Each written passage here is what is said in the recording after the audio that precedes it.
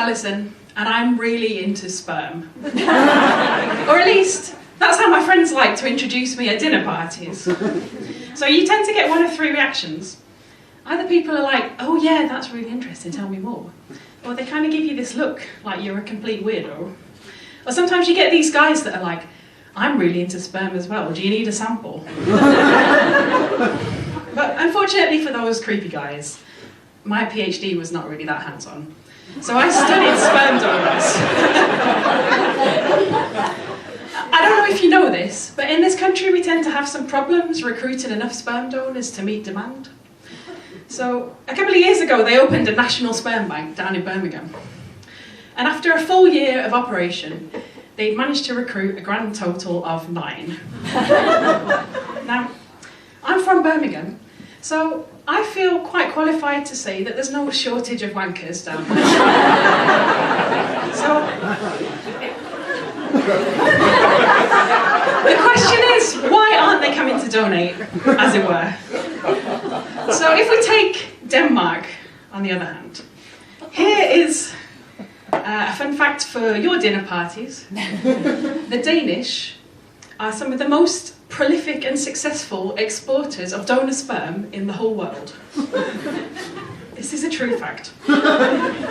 So they export it everywhere, including here in the UK.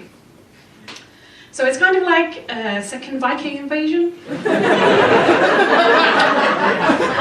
Only this time it's a bit more consensual and nobody's doing any pillaging. So the sperm bank where I did my research had 500 donors on the books, and they had hundreds more on a waiting list ready to spring into action. Let me just digress here for a minute and tell you about what a Danish sperm bank is like. So you walk in and it's all really clean and white and it's very Scandinavian and there's kind of pine accents everywhere and lampshades look like they've come off the set of The Killing. And then you've got all these guys that are kind of sitting in the waiting room eyeing each other up. Kind of, oh, I know what you're here for. So then they do their thing, and behind the counter there's a woman, and she takes the little cup from the donor, and she kind of holds it up to the light. She says, oh, that's a good amount, well done.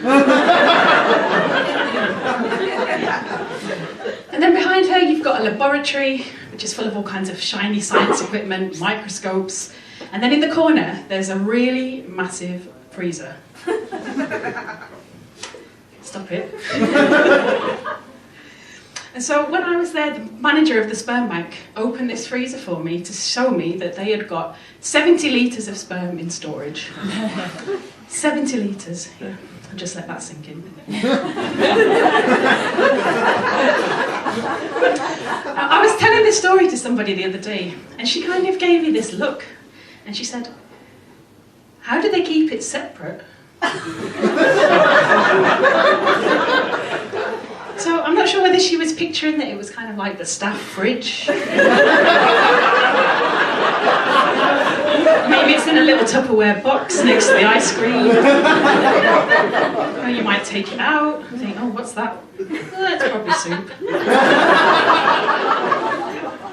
But they don't keep it in boxes, they keep it in straws. Though I'm not sure that's actually any better. Anyway, moving on. The Danes are really, really successful at recruiting sperm donors. And actually it's quite an important question because a lot of people do need to use donor sperm in order to have a baby. So I'm a sociologist, which according to Beth means I'm really cool.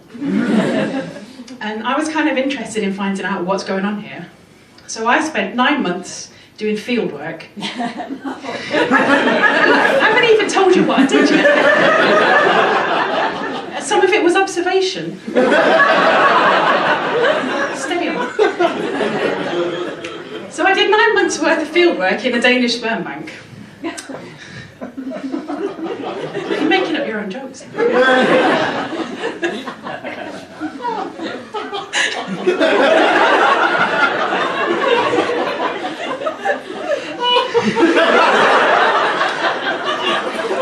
One of the biggest differences between sperm donation in Denmark and sperm donation in the UK is that in Denmark you're still allowed to be anonymous, So here in 2005 they changed the law so that donors have to agree to release their information to their kids when they reach the age of 18. So a lot of donors said to me that they kind of lived in fear that they might get this knock on the door one day and they might look outside and find 127 children all wanting pocket money. But that can't be the only thing that's going on, right? So I found that when I asked donors what's the worst thing about being a sperm donor, they wouldn't say, oh, I'm worried about the consequences. And they wouldn't say, oh, it's a bit embarrassing. They'd say, the porn they've got here is absolutely rubbish.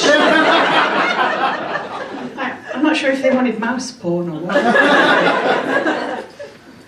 So, a lot of donors told me that they were into sperm donation because they wanted to help people, of course.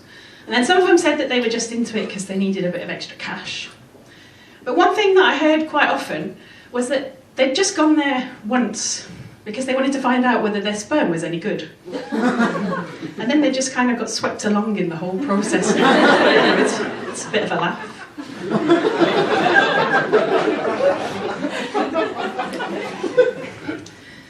So, here's a question that I was thinking maybe you wouldn't have been contemplating, but actually, given the acts that we've had before me, maybe you are contemplating what makes good sperm. So, of course, you've got the obvious. If you can get somebody pregnant, your sperm is probably all right. Yeah, good for you. But actually, you've got a few things that go into making scientifically good sperm. First of all, you've got the thing called the sperm count, which you've probably all heard of. And that one's a bit of a run-seal jobby. It basically does what it says on the tin.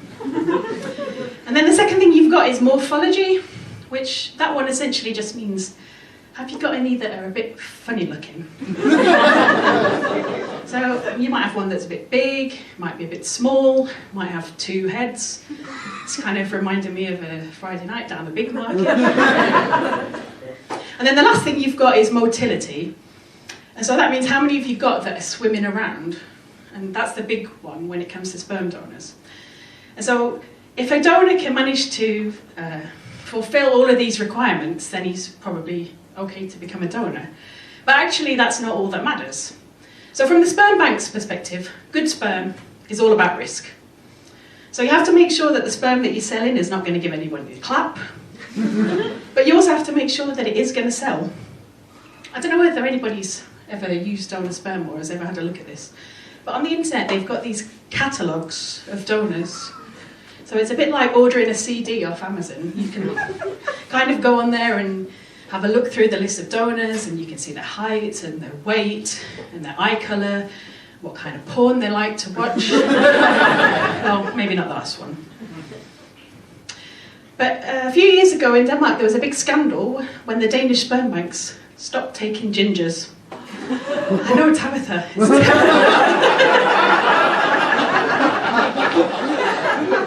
I'm really sorry, gingers, but you're just not in demand. But the ones that are selling are basically the 6 foot tall, blonde-haired, blue-eyed Danish Vikings.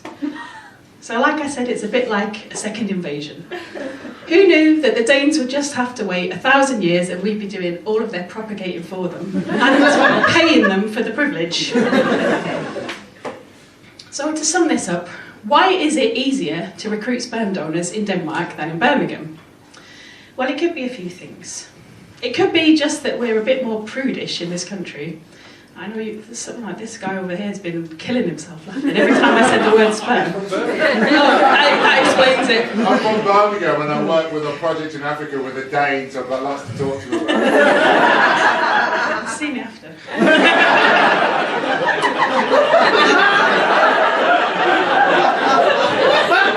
And don't worry, I'll be putting you in touch with Tabitha. So it might be that we need to kind of give these guys a bit more support. Not in that way. We might need to give them a bit more emotional support to kind of, get over these fears that they might have. Or it could be that we just need to give potential donors a bit more incentive. Better porn, maybe. Thanks.